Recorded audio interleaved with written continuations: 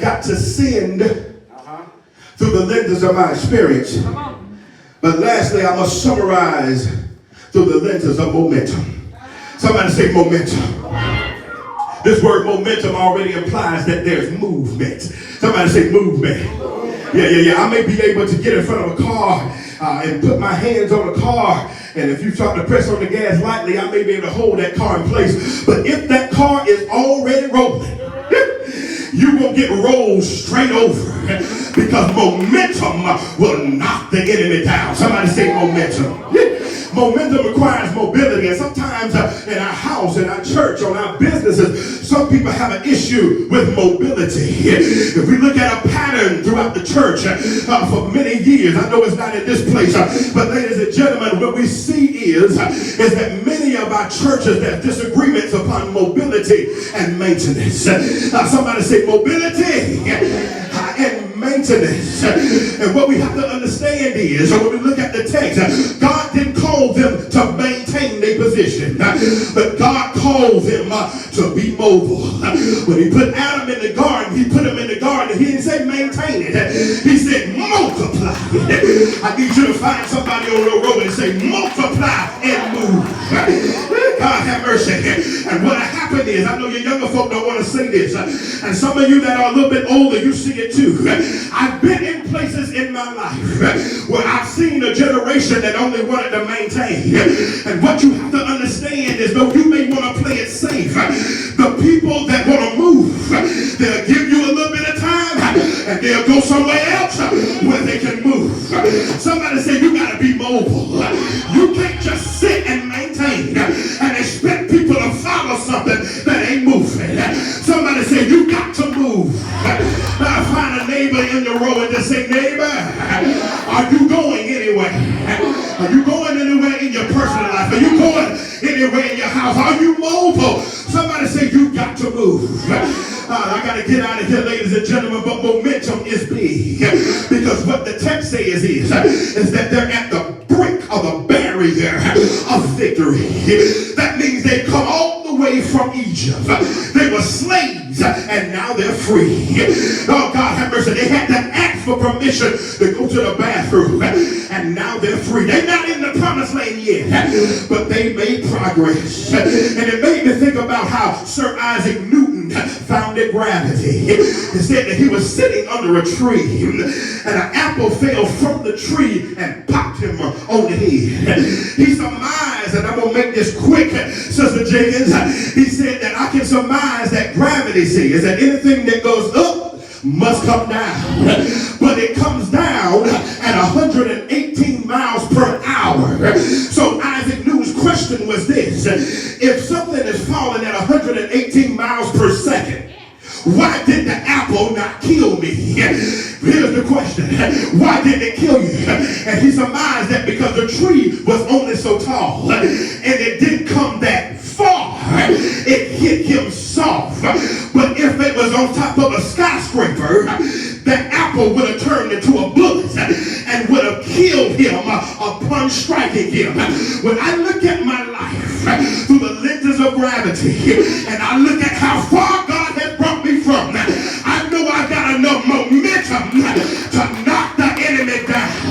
And I wonder, is there anybody in here that can say, I've come so far with enough momentum that I understand I won't hit like the apple, but I'm dropping from a skyscraper, because there was a time I couldn't make it in the church. There was a time that I couldn't make my way through. There was a time I was crying in bed at night. There was a time I was struggling financially. There was a time I was so sick I couldn't talk. But now that I've come this far, I can say the title of my text: we've come this far. We've come far enough to win now. Let me get on up out of here. I need you to find a neighbor on your road and say, neighbor, you come far enough to win right now. You come far enough. You've been through enough hell. Let's go home.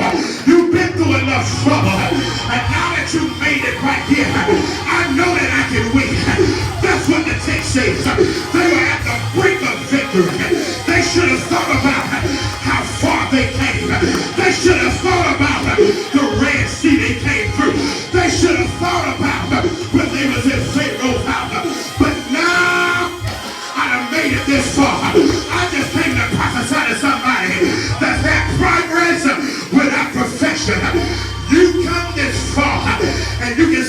old song of Zion. I don't believe he brought me this far just to leave me. Is there anybody up in here that can say, I'm not where I thought that I would be yet, but I've come far enough that I know I'm at the brink of victory. I'm talking to somebody that's winning in this season, but you ain't all the way won yet, but you done made it a little bit further. I need somebody to start making steps, for the Bible says that the steps of a good man are ordered by the Lord. Do you believe it? Do you receive it?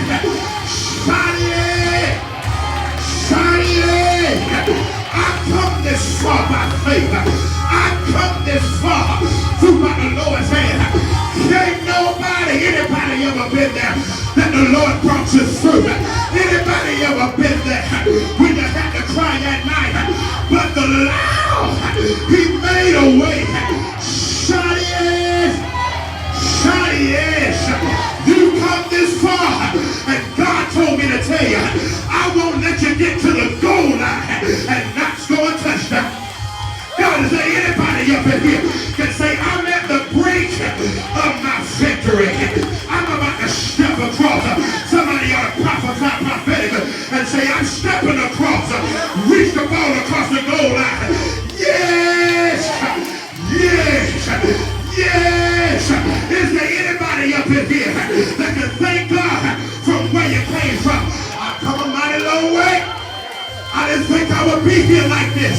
I didn't think that God was going to do it like this. I remember sitting in a jail cell. I remember being strung out on cocaine. I remember being an alcoholic.